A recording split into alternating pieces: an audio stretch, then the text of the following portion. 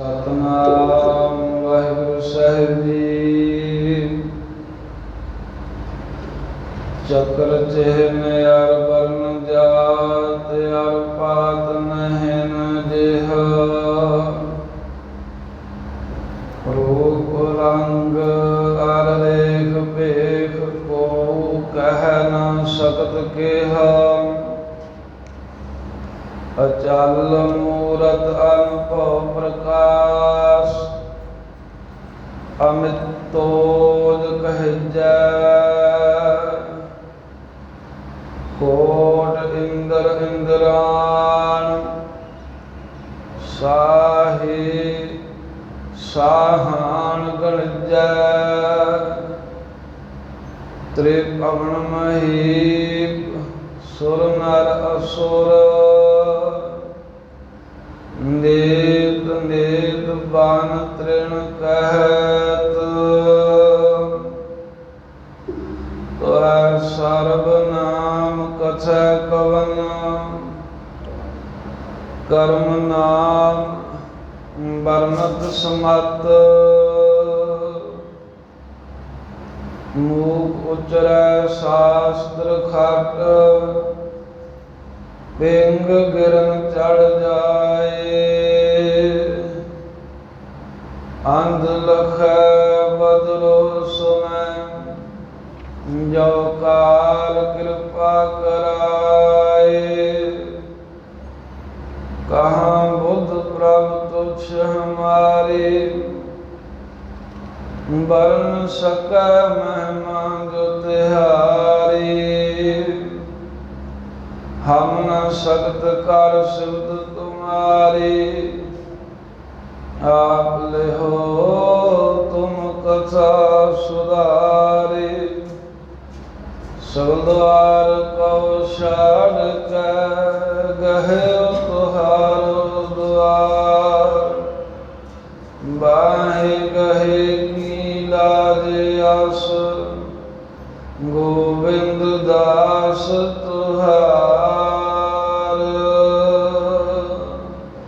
ਬਾਹੇ ਗਹੇ ਕੀ ਲਾਜ ਆਸ ਗੋਬਿੰਦ ਦਾਸ ਤੁਹਾਰ। ਸਤਨਾਮ ਸ੍ਰੀ ਵਾਹਿਗੁਰੂ ਸਾਹਿਬ ਜੀ।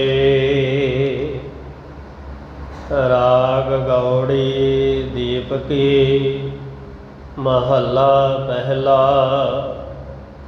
ਇੱਕ ਓੰਕਾਰ ਸਤਿਗੁਰ ਪ੍ਰਸਾਦ। ਜੈ ਘਰ ਕੀਰਤ ਆਖੀਐ ਕਰਤੇ ਕਾ ਹੋਏ ਵਿਚਾਰੋ। ਤਿਤ ਘਰ ਗਾਵਹੁ ਸੋਹਿਲਾ ਸਿਵਰਿਹੁ ਸਿਰਜਣਹਾਰੋ। ਜੈ ਘਰ ਕੀਰਤ ਆਖੀਐ ਕਰਤੇ ਕਾ ਹੋਏ ਵਿਚਾਰੋ।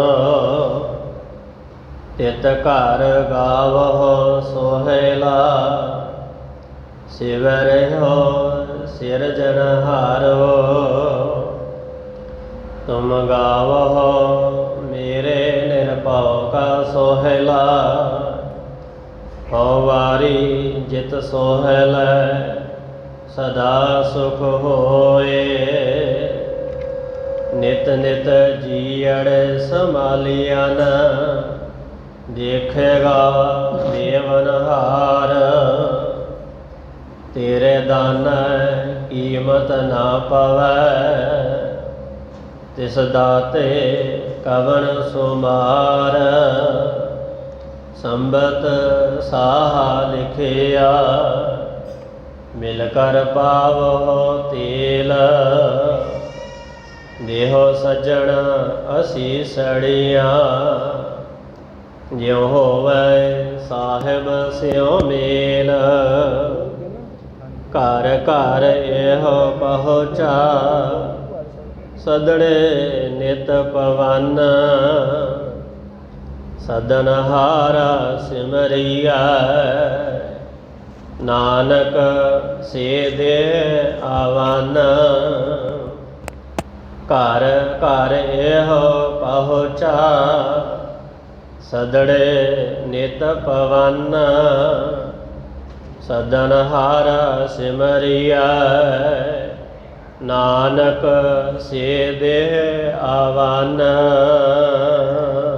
ਵਾਹਿਗੁਰੂ ਜੀ ਕਾ ਖਾਲਸਾ ਵਾਹਿਗੁਰੂ ਜੀ ਕੀ ਫਤਿਹ। ਪਤਿਤ ਪਾਵਨ ਭਗਤ ਵਤਸਲ ਕਿਰਪਾ ਨਿਧਾਨ ਜੁਗੋ ਜੁਗ ਅਟਲ ਚਵਰ ਛਤਰ ਤਖਤ ਦੇ ਮਾਲਕ ਪ੍ਰਗਟ ਗੁਰਾਂ ਕੀ ਦੇਹ ਪ੍ਰਤੱਖ ਹਾਰ ਧੰਨ ਧੰਨ ਸਾਹਿਬ ਸਤਿਗੁਰੂ ਸ੍ਰੀ ਗੁਰੂ ਗ੍ਰੰਥ ਸਾਹਿਬ ਮਹਾਰਾਜ ਜੀ ਦੇ ਪਰਮ ਪਵਿੱਤਰ ਸਤ ਸੰਗਤ ਹਜ਼ੂਰੀ ਦੇ ਅੰਦਰ ਅੰਮ੍ਰਿਤ ਵੇਲੇ ਦੇ ਸਮੇਂ ਤੋਂ ਸਜੇ ਹੋਏ ਦੀਵਾਨਾਂ ਦੇ ਵਿੱਚ ਮਹਾਰਾਜ ਦੇ ਹਜ਼ੂਰ ਹਾਜ਼ਰੀਆਂ ਭਰ ਰਹੇ ਹਰ ਦਾ ਸਰਵਣ ਕਰਕੇ ਲਾਹਾ ਪ੍ਰਾਪਤ ਕਰ ਰਹੇ ਗੁਰੂ ਪਿਆਰੀ ਖਾਲਸਾ ਸਾਧ ਸੰਗਤ ਜੀ। ਸਤਿਗੁਰਾਂ ਨੇ ਸਾਡੇ ਤੇ ਬਹੁਤ ਹੀ ਤਰਸ ਕੀਤਾ ਹੈ ਜੋ ਧੰਨ ਧੰਨ ਸ੍ਰੀ ਗੁਰੂ ਤੇਗ ਬਹਾਦਰ ਸਾਹਿਬ ਮਹਾਰਾਜ ਜੀ ਦੇ ਪਵਿੱਤਰ ਤਪ ਅਸਥਾਨ ਗੁਰਦੁਆਰਾ ਸ੍ਰੀ ਭੋਰਾ ਸਾਹਿਬ ਦੀ ਯਾਤਰਾ ਕਰਨ ਦਾ ਸਾਨੂੰ ਅੰਮ੍ਰਿਤ ਵੇਲੇ ਸਮਾਂ ਪ੍ਰਾਪਤ ਹੋਇਆ। ਮਹਾਰਾਜ ਸਾਹਿਬ ਦੇ ਪਵਿੱਤਰ ਤਪ ਅਸਥਾਨਾਂ ਦੇ ਦਰਸ਼ਨ ਦੀਦਾਰ ਗੁਰੂ ਤੇਗ ਬਹਾਦਰ ਸਾਹਿਬ ਜੀ ਦੇ ਪਵਿੱਤਰ ਅਸਥਾਨਾਂ ਦੀ ਸੇਵਾ ਕਥਾ ਕੀਰਤਨ ਦੀਆਂ ਹਾਜ਼ਰੀਆਂ ਦੀਆਂ ਦਾਤਾਂ ਪ੍ਰਾਪਤ ਹੋ ਰਹੀਆਂ ਨੇ। ਇਹ ਗੁਰੂ ਤੇਗ ਬਹਾਦਰ ਸਾਹਿਬ ਮਹਾਰਾਜ ਨੇ ਸਾਡੇ ਤੇ ਤਰਸ ਕੀਤਾ ਹੈ। ਇਹ ਸਾਡਾ ਸਮਾਂ ਸਫਲ ਹੋਵੇ ਇਸੇ ਨਿਮਿਤ ਜੋ ਪਾਵਨ ਗੁਰਬਾਣੀ ਦੇ ਕੀਰਤਨ ਸ੍ਰੀ ਆਸਾ ਜੀ ਦੀ ਵਾਰ ਦੇ ਆਪਾਂ ਸਰਵਣ ਕੀਤੇ ਨੇ। ਲੜੀਵਾਰ ਗੁਰਬਾਣੀ ਦੀ ਸ਼ਬਦ ਦੀ ਕਥਾ ਵਿਚਾਰ ਦਾ ਸਮਾਂ ਹੋਇਆ ਹੈ ਜਿਸ ਦੇ ਅੰਦਰ ਅੱਜ 16 ਸਾਹਿਬ ਦੀ ਆਰੰਭਤਾ ਹੋ ਰਹੀ ਹੈ ਤੇ ਕੱਲ ਜੋ 9 ਸ਼ਬਦ ਸੋਦਰ ਰਹਿਰਾਸ ਸਾਹਿਬ ਦੇ ਮਹਾਰਾਜ ਸਾਹਿਬ ਜੀ ਨੇ ਜਪਜੀ ਸਾਹਿਬ ਤੋਂ ਅੱਗੇ ਲਿਖਾਏ ਸਨ। 10ਵੇਂ ਪਾਤਸ਼ਾਹ ਉਹਨਾਂ ਦੀ ਸੰਪੂਰਨਤਾ ਹੋਈ। ਜਿਵੇਂ ਕੱਲ ਬੇਨਤੀ ਕੀਤੀ ਸੀ ਕਿ ਜੋ ਰਹਿਰਾਸ ਸਾਹਿਬ ਦੀ ਉਥਾਨਕਾ ਹੈ ਸੋਦਰ ਦਾ ਮਹਾਤਮ ਹੈ ਉਹ ਆਪਾਂ ਕੱਲ ਵਿਚਾਰ ਲਾਂਗੇ। ਸਾਧ ਸੰਗਤ ਜੀ ਜੋ ਸੋਦਰ ਦੇ ਵਿੱਚ 5 ਸ਼ਬਦ ਪਹਿਲੇ ਇਹ ਗੁਰੂ ਅਰਜਨ ਦੇਵ ਸਾਹਿਬ ਜੀ ਨੇ ਦਰਜ ਕੀਤੇ ਸਨ। ਫਿਰ ਗੁਰੂ ਹਰਗੋਬਿੰਦ ਸਾਹਿਬ ਨੇ 9 ਸ਼ਬਦ ਪੜ੍ਹਨ ਦੀ ਮਰਿਆਦਾ ਤੋਰੀ ਤੇ 10ਵੇਂ ਪਾਤਸ਼ਾਹ ਉੱਦਾਂ ਲਿਖ ਦਿੱਤੇ। ਫਿਰ 10ਵੇਂ ਪਾਤਸ਼ਾਹ ਨੇ ਇਹਦੇ ਨਾਲ ਹੀ ਸਿੱਖਾਂ ਨੂੰ ਹੁਕਮ ਕੀਤਾ ਵੀ ਚੌਪਈ ਸਾਹਿਬ ਅਤੇ ਹੋਰ ਸਵਈਏ ਦੋਹਰੇ ਆਨੰਦ ਸਾਹਿਬ ਦੀਆਂ 6 ਪੌੜੀਆਂ ਦੇ ਸਮੇਤ ਇਹ ਰਹਿਰਾਸ ਸਾਹਿਬ ਦਾ ਇਸ ਤਰ੍ਹਾਂ ਸੰਪੂਰਨ ਜਾਪ ਕਰਨਾ ਹੈ। ਮਹਾਰਾਜ ਦੇ ਗੁੜਕਾ ਸਾਹਿਬ ਦੇ ਵਿੱਚ ਜੋ ਕਮਰ ਕੱਸੇ ਵਿੱਚ ਹੁੰਦਾ ਸੀ ਉਹਦੇ ਵਿੱਚ ਵੀ ਇਸੇ ਤਰ੍ਹਾਂ ਲਿਖਿਆ। ਫਿਰ ਰਹਿਰਾਸ ਸਾਹਿਬ ਦੇ ਪਾਠ ਦਾ ਮਹਾਤਮ ਕੀ ਹੈ। ਇੱਕ ਦਿਨ ਗੁਰੂ ਨਾਨਕ ਦੇਵ ਸਾਹਿਬ ਜੀ ਕੋ ਰਾਵੀ ਦੇ ਕਿਨਾਰੇ ਤੇ ਕਰਤਾਰਪੁਰ ਸਾਹਿਬ ਸ੍ਰੀ ਗੁਰੂ ਅੰਗਦ ਦੇਵ ਮਹਾਰਾਜ ਜੋ ਭਾਈ ਲਹਿਣਾ ਦੇ ਰੂਪ ਦੇ ਵਿੱਚ ਸਾਨੂੰ ਉਹਨਾਂ ਬੇਨਤੀ ਕੀਤੀ ਸਤਿਗੁਰੂ ਜੀ ਸਾਨੂੰ ਸੁਨ ਸਮਾਧੀ ਮਹਾਂਪੁਰਖਾਂ ਦੇ ਦਰਸ਼ਨ ਕਰਾਓ ਜਿਨ੍ਹਾਂ ਦੀ ਸੁਨ ਅਵਸਥਾ ਵਿੱਚ ਸਮਾਧੀ ਲੱਗੀ ਰਹਿੰਦੀ। ਮਹਾਰਾਜ ਕਹਿੰਦੇ ਪੁਰਖਾ ਨੇਤਰ ਬੰਦ ਕਰ ਤੂੰ ਇੱਕ ਐਸੇ ਦੇਸ਼ ਜਾਵੇਂਗਾ ਉੱਥੇ ਦਰਸ਼ਨ ਹੋਣਗੇ। ਗੁਰੂ ਸਾਹਿਬ ਦੀ ਕਿਰਪਾ ਨਾਲ ਨੇਤਰ ਬੰਦ ਕੀਤੇ। ਗੁਰੂ ਅੰਗਦ ਦੇਵ ਸਾਹਿਬ ਜੀ ਨੇ ਨੇਤਰ ਬੰਦ ਕਰਦਿਆਂ ਹੀ ਵੇਖਿਆ ਵੀ ਇੱਕ ਦੇਸ਼ ਵਿੱਚ ਪਹੁੰਚ ਗਏ ਨੇ। ਉੱਥੇ ਸਾਰੇ ਮਨੁੱਖ ਮੂੰਹ ਕਾਲੇ ਵਾਲੇ ਨੇ। ਕਹਿਣ ਲੱਗੇ ਵੀ ਤੁਸੀਂ ਸੁਨ ਸਮਾਧੀ ਉਹ ਕਹਿੰਦੇ ਨਹੀਂ ਅੱਗੇ ਚਲੇ ਜਾਓ। ਉਹ ਤੋਂ ਅੱਗੇ ਗਏ ਤੇ ਉੱਥੇ ਸੂਰ ਦਾ ਮੂੰਹ ਲੱਗੇ ਹੋਏ ਨੇ, ਸੂਰ ਦੇ ਮੂੰਹ ਵਾਲੇ ਮਨੁੱਖ ਵੇਖੇ। ਉਹਨਾਂ ਨੂੰ ਵੀ ਪੁੱਛਿਆ, ਉਹ ਕਹਿੰਦੇ ਨੇ ਸੁਨ ਸਮਾਧੀ ਅੱਗੇ ਨੇ। ਉੱਥੋਂ ਅੱਗੇ ਗਏ ਤੇ ਪਿੱਛੇ ਨੂੰ ਮੂੰਹ ਲੱਗੇ ਹੋਏ ਸਨ, ਐਸੇ ਮਨੁੱਖ ਵੇਖੇ। ਉਹਨਾਂ ਨੂੰ ਪੁੱਛਿਆ, ਤੁਸੀਂ ਸੁਨ ਸਮਾਧੀ? ਕਹਿੰਦੇ ਨਹੀਂ। ਅੱਗੇ ਚਲੇ ਜੋ। ਅੱਗੇ ਗਏ ਤਾਂ ਮਨੁੱਖਾਂ ਦੀ ਧੌਣ ਦੇ ਵਿੱਚ ਕਿੱਲੇ ਗੱਡੇ ਹੋਏ ਸਨ, ਗਰਦਨਾਂ ਆਕੜੀਆਂ। ਉਹਨਾਂ ਨੇ ਵੀ ਦੱਸਿਆ ਵੀ ਅੱਗੇ ਜਾਓ। ਫਿਰ ਉੱਥੋਂ ਅੱਗੇ ਪੰਜਵੇਂ ਥਾਂ ਗਏ। ਉੱਥੇ ਵੇਖਿਆ ਵੀ ਅਪਸ਼ਰਾਂ, ਬਹੁਤ ਸੁੰਦਰ ਬੀਬੀਆਂ ਮਨੁੱਖਾਂ ਨੂੰ ਪੁੱਠੇ ਲਟਕਾ ਕੇ ਉਹਨਾਂ ਦਾ ਮਾਸ ਨੋਚ-ਨੋਚ ਖਾ ਰਹੀਆਂ। ਉਹਨਾਂ ਵੀ ਅੱਗੇ ਇਸ਼ਾਰਾ ਕੀਤਾ ਤਾਂ ਇੱਕ ਖਾਲੀ ਥਾਂ ਤੇ ਛੇਵੇਂ ਥਾਂ ਗੁਰੂ ਅੰਗਦ ਸਾਹਿਬ ਪਹੁੰਚੇ। ਉੱਥੇ ਕੁਝ ਸਮਾਂ ਠਹਿਰੇ। ਰਹਿ ਰਾਤ ਦੇ ਵੇਲਾ ਸੀ ਉਸ ਵੇਲੇ, ਤੇ ਆਕਾਸ਼ ਵਿੱਚੋਂ ਦਿਵ ਦ੍ਰਿਸ਼ਟੀ ਵਾਲੇ ਮਹਾਂਪੁਰਖ ਉਤਰੇ। ਉਹਨਾਂ ਦੇ ਉਤਰਦਿਆਂ ਹੀ ਉੱਥੇ ਆਸਣ ਲੱਗ ਕੇ ਬੈਠ ਗਏ। ਗੁਰੂ ਅੰਗਦ ਸਾਹਿਬ ਜੀ ਨੂੰ ਵੀ ਇਸ਼ਾਰਾ ਕੀਤਾ ਵੀ ਆਓ ਤੁਸੀਂ ਵੀ ਸੱਜ ਜਾਓ, ਬੈਠ ਜਾਓ ਉੱਥੇ। ਤੇ ਗੁਰੂ ਅੰਗਦ ਦੇਵ ਮਹਾਰਾਜ ਸਾਹਿਬ ਨੇ ਪੁੱਛਿਆ ਵੀ ਤੁਸੀਂ ਕੌਣ ਹੋ? ਉਹ ਕਹਿਣ ਲੱਗੇ ਵੀ ਅਸੀਂ ਉੱਦਾਂ ਤਾਂ ਬੋਲਦੇ ਨਹੀਂ ਹਾਂ, ਪਰ ਗੁਰੂ ਨਾਨਕ ਦੇਵ ਮਹਾਰਾਜ ਨੇ ਤੁਹਾਨੂੰ ਭੇਜਿਆ ਇਹ ਤਾਂ ਦੱਸਦੇ ਹਾਂ ਵੀ ਅਸੀਂ ਸੁਨ ਸਮਾਧੀ ਹਾਂ। ਕਹਿੰਦੇ ਸਾਨੂੰ ਕਿਵੇਂ ਭਰੋਸਾ ਹੋਵੇ ਵੀ ਤੁਸੀਂ ਸੁਨ ਸਮਾਧੀ ਹੋ? ਉਹਨਾਂ ਕਿਹਾ ਵੀ ਸਾਡੇ ਸਰੀਰ ਨਾਲ ਕੰਨ ਲਾ ਕੇ ਵੇਖੋ, ਰੋਮ ਰੋਮ ਦੇ ਵਿੱਚੋਂ ਸਿਮਰਨ ਦੀਆਂ ਆਵਾਜ਼ਾਂ ਆ ਰਹੀਆਂ ਸਨ। ਫਿਰ ਕਹਿਣ ਲੱਗੇ ਵੀ ਜੇ ਤੁਸੀਂ ਸੁਨ ਸਮਾਧੀ ਹੋ ਤਾਂ ਇੱਥੇ ਕੀ ਕਰਦੇ ਹੋ? ਤੁਸੀਂ ਸੱਚਖੰਡ ਵਿੱਚ ਹੋਣੇ ਚਾਹੀਦੇ ਆ। ਤਾਂ ਉਹਨਾਂ ਨੇ ਇਹ ਗੱਲ ਦੱਸੀ ਵੀ ਅਸੀਂ ਇੱਥੇ ਇਸ ਵੇਲੇ ਤਾਂ ਆਉਂਦੇ ਹਾਂ ਵੀ ਜਿਸ ਵੇਲੇ ਪਰਮੇਸ਼ਰ ਨੇ ਗੁਰੂ ਨਾਨਕ ਦੇਵ ਮਹਾਰਾਜ ਸਾਹਿਬ ਦਾ ਰੂਪ ਧਾਰਨ ਕਰਕੇ ਸੱਚਖੰਡ ਦੇ ਵਿੱਚ ਸੋ ਦਰ ਤੇਰਾ ਕਿਹਾ ਸੋ ਕਰ ਕਿਹਾ ਦਾ ਸ਼ਬਦ ਉਚਾਰਿਆ, ਉਸ ਦਿਨ ਤੋਂ ਸਾਨੂੰ ਹੁਕਮ ਹੋ ਗਿਆ ਸੀ ਵੀ ਜਿੰਨੇ ਵੀ ਸੱਚਖੰਡ 'ਚ ਥਾਂ ਲੈਣੀ ਹੈ ਤਾਂ ਉਹ ਸੋਦਰ ਦਾ ਪਾਠ ਜ਼ਰੂਰ ਕਰਿਆ ਕਰੋ। ਤੇ ਉਹ ਸੁਨ ਸਮਾਧੀ ਗੁਰੂ ਅੰਗਦ ਸਾਹਿਬ ਨੂੰ ਦੱਸਦੇ ਨੇ, ਪਰ ਅਸੀਂ ਬੰਦਗੀ ਦੇ ਹੰਕਾਰ ਵਿੱਚ ਵੀ ਅਸੀਂ ਤੇ ਬੰਦਗੀ ਬੜੀ ਕੀਤੀ, ਸਾਨੂੰ ਕੀ ਲੋੜ ਹੈ ਸੋਦਰ ਪੜ੍ਹਨ ਦੀ, ਸਾਨੂੰ ਕੀ ਲੋੜ ਹੈ ਰਹਿ ਰਾਸ ਸਾਹਿਬ ਦਾ ਪਾਠ ਕਰਨ ਦੀ, ਅਸੀਂ ਉਹ ਬਹੁਤ ਕਮਾਈ ਵਾਲੇ ਹਾਂ। ਤੇ ਕਹਿੰਦੇ ਬਸ ਇਸੇ ਹੰਕਾਰ ਕਰਕੇ ਫਿਰ ਹੁਣ ਸਾਡੀ ਕਮਾਈ ਸੀ ਸੱਚਖੰਡ ਤਾਂ ਚਲੇ ਗਏ, ਪਰ ਜਦੋਂ ਸੋਦਰ ਰਹਿ ਰਾਸ ਸਾਹਿਬ ਦਾ ਵੇਲਾ ਹੁੰਦਾ ਉਦੋਂ ਸੱਚਖੰਡੋਂ ਸਾਨੂੰ ਬਾਹਰ ਕੱਢ ਦਿੱਤਾ ਜਾਂਦਾ। ਜਿੰਨਾ ਚਿਰ ਪਾਠ ਦਾ ਸੰਧਿਆ ਦਾ ਸਮਾਂ ਅਸੀਂ ਇੱਥੇ ਆ ਕੇ ਬੈਠ ਜਾਂਦੇ ਹਾਂ, ਫਿਰ ਵਾਪਸ ਸੱਚਖੰਡ ਜ਼ਰੂਰ ਚਲੇ ਜਾਂਦੇ ਹਾਂ, ਪਰ ਰਹਿ ਰਾਸ ਸਾਹਿਬ ਦਾ ਮਹਾਤਮ ਜਣਾਉਣ ਵਾਸਤੇ ਪਰਮੇਸ਼ਰ ਸਾਨੂੰ ਸੱਚਖੰਡ 'ਚੋਂ ਬਾਹਰ ਕੱਢ ਦਿੰਦਾ ਹੈ ਵੀ ਤੁਸੀਂ ਗੁਰੂ ਨਾਨਕ ਦੇਵ ਸਾਹਿਬ ਦਾ ਉਚਾਰਿਆ ਸੋਦਰ ਦਾ ਪਾਠ ਰਹਿ ਰਾਸ ਸਾਹਿਬ ਦਾ ਪਾਠ ਨਹੀਂ ਕਰਦੇ ਰਹੇ। ਸੋ ਇਸ ਪ੍ਰਕਾਰ ਬਚਨ ਬਿਲਾਸ ਕਰਕੇ ਤੇ ਗੁਰੂ ਅੰਗਦ ਦੇਵ ਸਾਹਿਬ ਜੀ ਵਾਪਸ ਆਏ। ਮਾਨੋ ਵੀ ਨੇਤਰ ਖੋਲ੍ਹੇ ਤੇ ਗੁਰੂ ਨਾਨਕ ਦੇਵ ਸਾਹਿਬ ਜੀ ਸਾਹਮਣੇ। ਕਹਿੰਦੇ ਪੁਰਖਾ ਵੇਖ ਆਇਆ? ਕਹਿੰਦੇ ਹਾਂ ਮਹਾਰਾਜ ਵੇਖ ਆਇਆ, ਮੈਂ ਉਹਨਾਂ ਸੁਨ ਸਮਾਧੀਆਂ ਦੇ ਦਰਸ਼ਨ ਕੀਤੇ ਨੇ, ਪਰ ਉਹ ਤੋਂ ਪਹਿਲਾਂ ਇੱਕ ਮੈਨੂੰ ਕਾਲੇ ਮੂੰਹ ਵਾਲੇ, ਕਸੂਰ ਦੇ ਮੂੰਹ ਵਾਲੇ ਜਾਂ ਹੋਰ ਜਿਹੜੇ ਮਿਲੇ ਸਨ, ਉਹ ਕੌਣ ਸਨ? ਮਹਾਰਾਜ ਕਹਿੰਦੇ ਵੀ ਕਾਲੇ ਮੂੰਹ ਵਾਲੇ ਉਹ ਲੋਕ ਸਨ ਜਿਹੜੇ ਕਿਸੇ ਦਾ ਕਰਜ਼ਾ ਲੈ ਕੇ ਕੋਈ ਸੁਖਣਾ ਸੁੱਖ ਕੇ ਫਿਰ ਜਿਨ੍ਹਾਂ ਨੇ ਕੋਈ ਸੇਵਾ ਭਾਵਨਾ ਨਹੀਂ ਕੀਤੀ, ਉਹ ਕਾਲੇ ਮੂੰਹ ਵਾਲੇ ਕਰਕੇ ਪਰਮੇਸ਼ਰ ਨੇ ਰੱਖਤੇ। ਮਹਾਰਾਜ ਸੂਰ ਦੇ ਮੂੰਹ ਵਾਲੇ ਕਹਿੰਦੇ ਜਿਹੜੇ ਸੂਰ ਦੇ ਮੂੰਹ ਵਾਲੇ ਵੇਖੇ ਨੇ ਉਹ ਲੋਕ ਸਨ ਜਿਨ੍ਹਾਂ ਸਾਰੀ ਉਮਰ ਆਪਣੀ ਦੂਸਰਿਆਂ ਦੀ ਨਿੰਦਾ ਕਰ ਕਰਕੇ ਗੰਦਗੀ ਹੀ ਖਾਧੀ, ਹੁਣ ਗੰਦਗੀ ਖਾਣ ਲਈ ਸੂਰ ਦੇ ਮੂੰਹ ਲਾਤੇ ਆ। ਤੀਸਰਾ ਮਹਾਰਾਜ ਉਹ ਜਿਨ੍ਹਾਂ ਦੇ ਪਿੱਛੇ ਨੂੰ ਮੂੰਹ ਸਨ ਲੱਗੇ ਪਿੱਠ ਵੱਲ, ਤੇ ਗੁਰੂ ਨਾਨਕ ਦੇਵ ਮਹਾਰਾਜ ਕਹਿੰਦੇ ਜਿਨ੍ਹਾਂ ਦੇ ਪਿੱਠ ਵੱਲ ਨੂੰ ਮੂੰਹ ਲੱਗੇ ਸਨ, ਇਹ ਉਹ ਲੋਕ ਹਨ ਜਿਹੜੇ ਕਿਸੇ ਸਭ ਕੁਝ ਕੋਲ ਹੁੰਦਿਆਂ ਵੀ ਲੋੜਵੰਦਾਂ ਦੀ ਮਦਦ ਕਰਨ ਵੱਲੋਂ ਮੂੰਹ ਫੇਰ ਕੇ ਵੀ ਨਹੀਂ ਸਾਡੇ ਕੋਲ ਕੁਝ ਨਹੀਂ ਹੈ, ਆਪਣੀ ਕਿਰਤ ਕਮਾਈ ਦੇ ਵਿੱਚੋਂ ਕਿਸੇ ਦਾ ਭਲਾ ਨਹੀਂ ਜਿਹੜੇ ਕਰ ਸਕੇ, ਉਹਨਾਂ ਦੇ ਮੂੰਹ ਪਿੱਛੇ ਨੂੰ ਲਾਤੇ ਨੇ। ਤੇ ਫੇਰ ਮਹਾਰਾਜ ਅੱਗੇ ਜਿਨ੍ਹਾਂ ਦੀਆਂ ਗਰਦਨਾਂ ਦੇ ਵਿੱਚ ਕਿੱਲ ਠੁਕੇ ਹੋਏ ਸਨ, ਤੇ ਸਤਿਗੁਰੂ ਕਹਿੰਦੇ ਜਿਨ੍ਹਾਂ ਦੀਆਂ ਗਰਦਨਾਂ 'ਚ ਕਿੱਲ ਠੁਕੇ ਨੇ ਉਹ ਲੋਕ ਨੇ ਜਿਹੜੇ ਕਦੀ ਸਤ ਸੰਗਤ ਵਿੱਚ ਜਾ ਕੇ ਤੇ ਝੁਕੇ ਨਹੀਂ ਗੁਰੂ ਅੱਗੇ, ਜਿਨ੍ਹਾਂ ਨੇ ਕਿਤੇ ਮਹਾਤਮਾ ਦੇ ਅੱਗੇ ਨਮਸਕਾਰ ਨਹੀਂ ਕੀਤੀ, ਆਕੜੇ ਰਹੇ ਹੰਕਾਰ 'ਚ ਵੀ ਅਸੀਂ ਨਹੀਂ ਝੁਕਣਾ, ਉਹਨਾਂ ਦੀ ਧੌਣ 'ਚ ਹੀ ਕਿੱਲੇ ਗੱਡਦੇ ਵੀ ਹੁਣ ਆਕੜੇ ਰਹੋ ਫਿਰ ਝੁਕੇ ਹੋਏ ਨਾ। ਤੇ ਪੰਜਵੇਂ ਜੋ ਔਰਤਾਂ ਮਾਸ ਖਾ ਰਹੀਆਂ ਸਨ, ਮਹਾਰਾਜ ਸਾਹਿਬ ਕਹਿੰਦੇ ਵੀ ਉਹ ਮਨੁੱਖਾਂ ਨੂੰ ਪੁੱਠਿਆਂ ਲੜਕਾ ਕੇ ਜੋ ਮਾਸ ਖਾ ਰਹੀਆਂ ਉਹ ਸਨ ਇਹ ਲੋਕ ਜਿਨ੍ਹਾਂ ਨੇ ਆਪਣੀਆਂ ਧੀਆਂ ਭੈਣਾਂ ਦਾ ਕਹਿੰਦੇ ਵੀ ਪੈਸਾ ਲੈ ਕੇ ਖਾਧਾ ਜਾਂ ਉਹਨਾਂ ਨੂੰ ਵੇਚਿਆ ਤੇ ਜਾਂ ਕਿਸੇ ਤਰ੍ਹਾਂ ਵੀ ਉਹਨਾਂ ਦੇ ਨਾਂ ਦੇ ਜਿਹੜੇ ਪੈਸੇ ਖਾਧੇ, ਹੁਣ ਉਹ ਉਹਨਾਂ ਦਾ ਮਾਸ ਖਾ ਰਹੀਆਂ ਨੇ।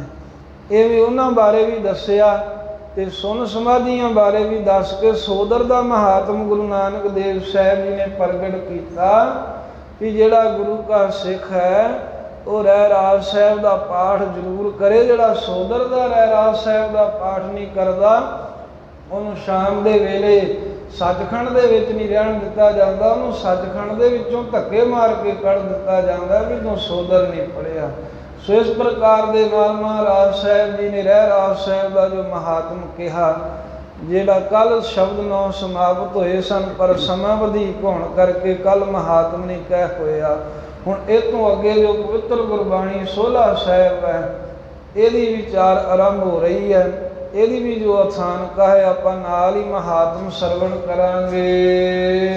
ਸਤਨਾਮ ਸਤਿਗੁਰੂ ਮਹਾਰਾਜ ਸਾਹਿਬ ਦੀ ਪਵਿੱਤਰ ਗੁਰਬਾਣੀ ਲੜੀਵਾਰ ਕਥਾ ਜ ਹਾਜ਼ਰੀ ਭਰਨ ਤੋਂ ਪਹਿਲਾਂ ਰਸਨਾ ਪਵਿੱਤਰ ਕਰੀਏ। ਸਾਰੀ ਸੰਗਤ ਹਾਜ਼ਰੀ ਲਵਾਓ, ਆਖੋ ਸਤਨਾਮ ਸ੍ਰੀ ਵਾਹਿਗੁਰੂ ਸਾਹਿਬ ਜੀ। ਸਤਨਾਮ ਸ੍ਰੀ ਵਾਹਿਗੁਰੂ ਸਾਹਿਬ ਜੀ।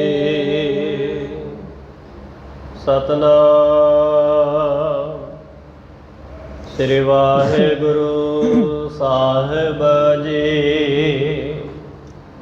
ਰਾਗ ਗੌੜੀ ਦੀਪਕੀ ਮਹਲਾ ਪਹਿਲਾ। ਇੱਕ ਓੰਕਾਰ ਸਤਿਗੁਰ ਪ੍ਰਸਾਦਿ। ਜੈ ਘਰ ਕੀਰਤ ਆਖੀਐ। ਧੰਨ ਧੰਨ ਸ੍ਰੀ ਗੁਰੂ ਨਾਨਕ ਦੇਵ ਮਹਾਰਾਜ ਸਾਹਿਬ ਜੀ ਬਖਸ਼ਿਸ਼ ਕਰ ਰਹੇ ਨੇ। ਇਹ ਸਤਿਗੁਰੂ ਨਾਨਕ ਦੇਵ ਮਹਾਰਾਜ ਦੇ ਮੁਖ ਤੋਂ ਪ੍ਰਗਟ ਹੋਈ ਬਾਣੀ ਪਾਵਨ ਸ਼ਬਦ ਹੈ। ਸ੍ਰੀ ਗੁਰੂ ਗ੍ਰੰਥ ਸਾਹਿਬ ਮਹਾਰਾਜ ਸਾਹਿਬ ਜੀ ਦੇ ਪਵਿੱਤਰ ਅੰਗ 12-13 ਦੇ ਸਾਧ ਸੰਗਤ ਦੇ ਸ਼ਬਦ ਮਹਾਰਾਜ ਦੇ ਸੁਭਾਏਮਾਨ ਨੇ। ਤੇ ਸਤਿਗੁਰੂ ਮਹਾਰਾਜ ਸਾਹਿਬ ਜੀ ਇਹ ਸੋਹਲਾ ਸਾਹਿਬ ਦੀ ਬਾਣੀ ਜੋ ਉਚਾਰਨ ਕੀਤੀ ਹੈ, 3 ਸ਼ਬਦ ਗੁਰੂ ਨਾਨਕ ਦੇਵ ਮਹਾਰਾਜ ਦੇ ਵਿੱਚ ਨੇ ਸੋਹਲੇ ਦੇ ਅੰਦਰ। ਜੈ ਘਰ ਕੀਰਤ ਆਖੀ ਹੈ, 6 ਘਰ 6 ਗੁਰਾਲਾ ਤੇ ਫਿਰ ਗਗਨ ਮੈਂ ਛਾਲ। ਗੁਰੂ ਨਾਨਕ ਦੇਵ ਮਹਾਰਾਜ ਦੇ ਵੇਲੇ ਸਿੱਖ ਇਹ 3 ਸ਼ਬਦ ਪੜ੍ਹਦੇ ਸਨ। 5ਵੇਂ ਪਾਤਸ਼ਾਹ ਤੀਕਰ ਇਹ 3 ਸ਼ਬਦਾਂ ਦਾ ਜਾਪ ਸੌਣ ਵੇਲੇ ਕਰਦੇ ਰਹੇ।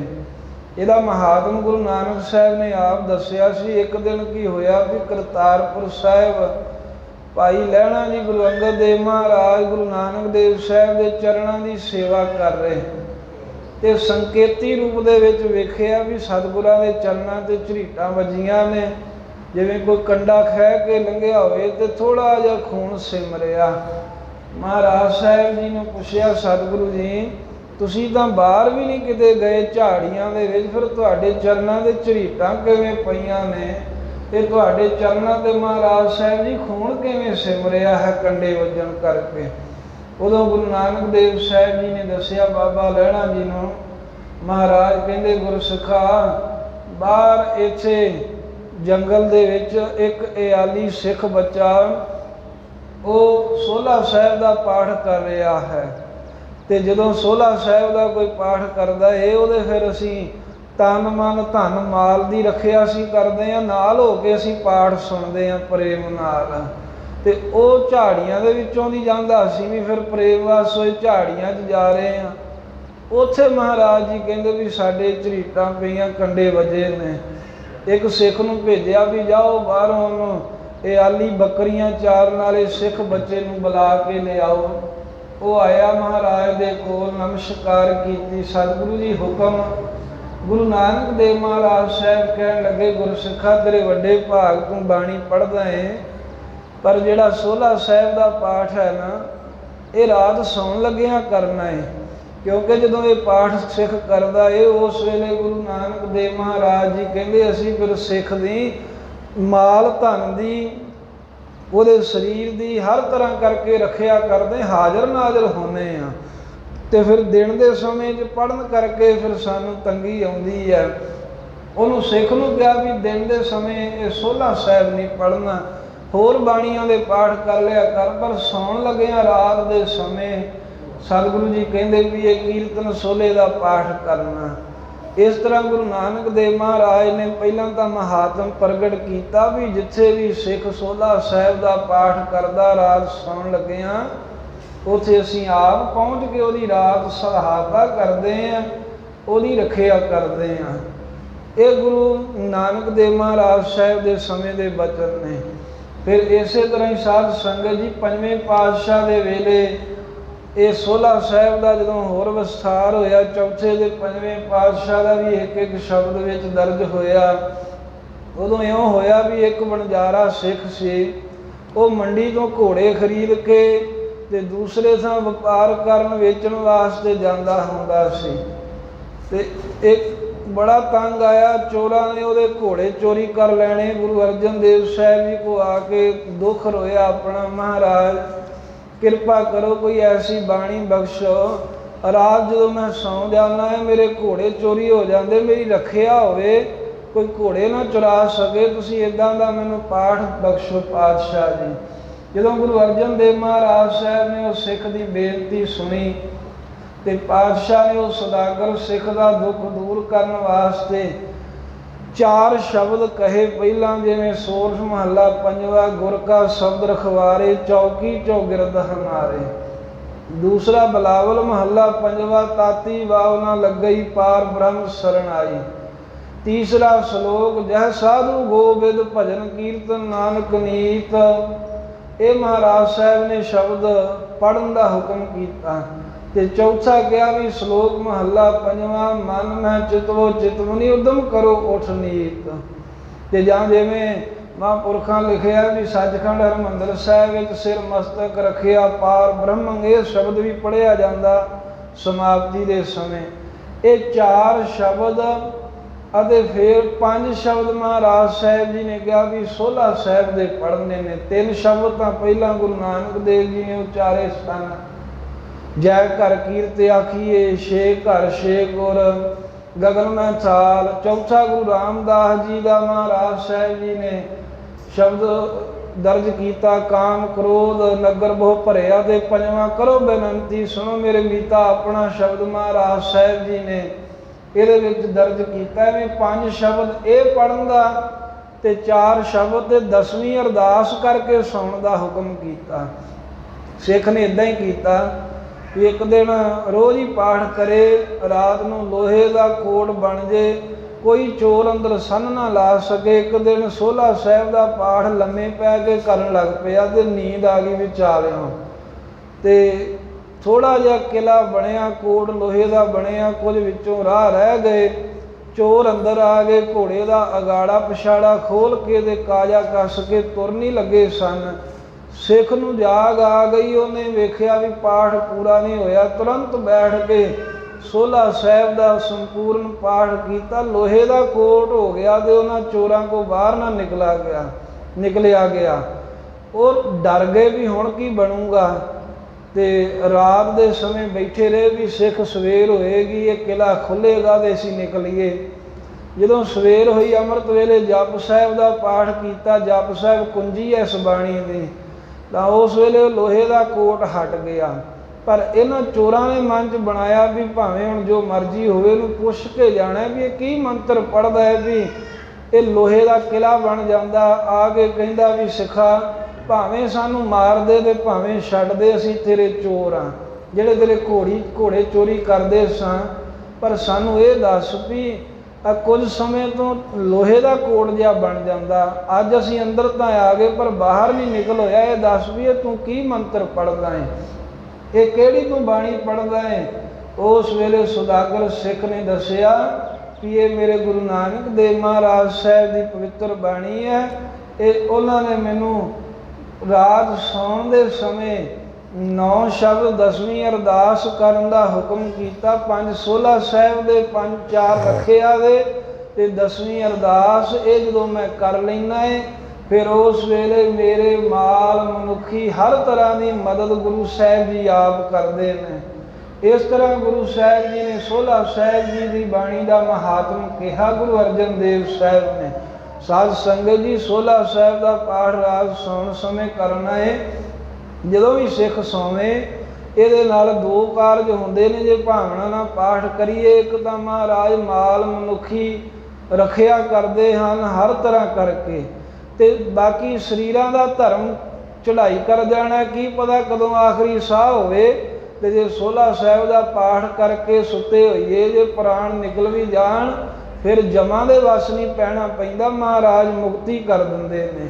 ਜਿਉਂਦੇ ਜੀ ਪ੍ਰਤੱਖ ਚੋਰਾਂ ਤੋਂ, ਅੰਤਰੀਵ ਕਾਮ ਕ੍ਰੋਧ ਲੋਭ ਮੋਹ ਹੰਕਾਰ ਚੋਰਾਂ ਤੋਂ ਰੱਖਿਆ ਕਰਦੇ ਹਨ ਸੋਹਲਾ ਸਾਹਿਬ ਦਾ ਪਾਠ ਕਰਕੇ ਸੌਣ ਵਾਲੇ ਦੀ। ਤੇ ਜੇ ਪਾਠ ਕਰਕੇ ਸੁੱਤਾ ਚੜ੍ਹਾਈ ਵੀ ਕਰ ਜਾਵੇ ਤਾਂ ਮਹਾਰਾਜ ਉਹਨੂੰ ਜੰਮਣ ਮਰਨ ਦੇ ਗੇੜ ਦੇ ਵਿੱਚ ਨਹੀਂ ਪੈਣ ਦਿੰਦੇ। ਇਸ ਤਰ੍ਹਾਂ ਮਹਾਰਾਜ ਜੀ ਨੇ ਸੋਹਲਾ ਸਾਹਿਬ ਬਾਣੀ ਦਾ ਜਿਹੜਾ ਮਹਾਤਮ ਹੈ ਇਹ ਕਿਹਾ ਹੈ ਵੀ ਪ੍ਰਤੱਖ ਚੋਰ ਤੇ ਕਾਮ ਕ੍ਰੋਧ ਚੋਰ ਬਾਣੀ ਪੜ੍ਹਨ ਵਾਲੇ ਦਾ ਕੋਈ ਨੁਕਸਾਨ ਨਹੀਂ ਕਰ ਸਕਦੇ। ਸੋਹਿਲਾ ਰਾਗ ਗੌੜੀ ਦੀਪਕੀ ਮਹੱਲਾ ਪਹਿਲਾ। ਸੋਹਿਲਾ ਬਾਣੀ ਦਾ ਨਾਮ ਮਹਾਰਾਜ ਨੇ ਰੱਖਿਆ। ਸੋਹਿਲਾ ਉਹਦਾ ਜਸ ਨੂੰ ਕਹਿੰਦੇ ਨੇ, ਮੰਗਲਾਚਾਰ ਨੂੰ ਕਹਿੰਦੇ ਨੇ, ਖੁਸ਼ੀ ਦੇ ਸਮੇਂ ਗਾਏ ਜਾਣ ਵਾਲੇ ਗੀਤਾਂ ਨੂੰ ਵੀ ਸੋਹਿਲਾ ਕਹਿੰਦੇ ਹਨ। ਤੇ ਗੁਰਬਾਣੀ ਦਾ ਨਾਮ ਪ੍ਰਸਿੱਧ ਕੀਰਤਨ ਸੋਹਿਲਾ ਕਰਕੇ ਹੋਇਆ ਹੈ। ਜੋ ਕੀਰਤਨ ਸ਼ਬਦ ਵਿੱਚ ਆਉਂਦਾ ਹੈ ਉਹ ਨਾਲ ਸੋਹਿਲੇ ਦੇ ਲਾ ਕੇ ਸਿੱਖ ਕੀਰਤਨ ਸੋਹਿਲਾ ਕਹਿੰਦੇ ਨੇ। ਮਹਾਰਾਜ ਸਾਹਿਬ ਜੀ ਕਿਰਪਾ ਕਰਕੇ ਸੋਹਿਲਾ ਕੀ ਹੈ? ਆਨੰਦ ਦੇ ਦੇਣ ਵਾਲੀ ਬਾਣੀ, ਪਰਮੇਸ਼ਰ ਦੇ ਜਸ ਨੂੰ ਕਹਿਣ ਵਾਲੀ ਬਾਣੀ, ਪਰਮੇਸ਼ਰ ਦੇ ਪ੍ਰਾਪਤੀ ਦੇ ਆਨੰਦ ਨੂੰ ਦੇਣ ਵਾਲੀ ਬਾਣੀ ਹੈ।